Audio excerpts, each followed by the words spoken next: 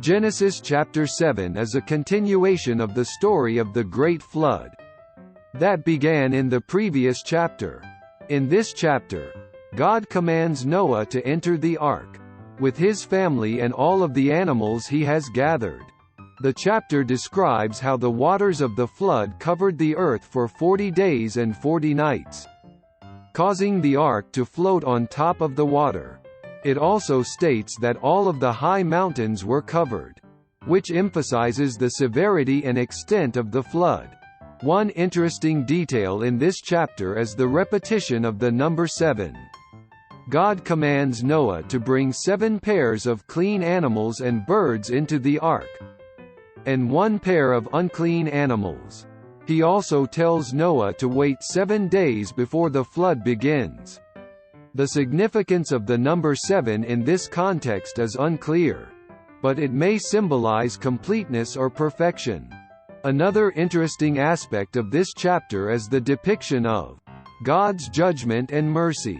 While the flood is a punishment for the wickedness of humanity, God spares Noah and his family, who are considered righteous. This demonstrates God's willingness to show mercy to those who follow his commands. In summary, Genesis chapter 7 continues the story of the Great Flood and emphasizes the severity of God's judgment on humanity. It also portrays God's mercy towards those who are obedient to his will.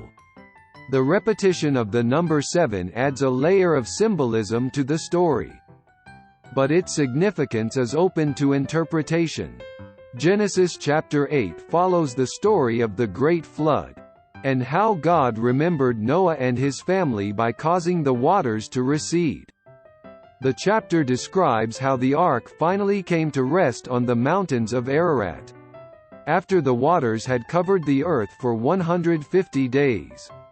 Noah then sends out a dove to see if the waters had receded, but it returns without finding a place to rest. After another 7 days, Noah sends out the dove again, and this time it returns with an olive leaf in its beak, indicating that the waters had indeed receded. Noah waits for another 7 days before sending out the dove once more, but this time it does not return.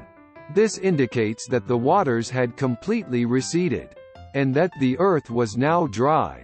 One interesting detail in this chapter is the description of the rainbow that God sets in the sky as a sign of his covenant with humanity.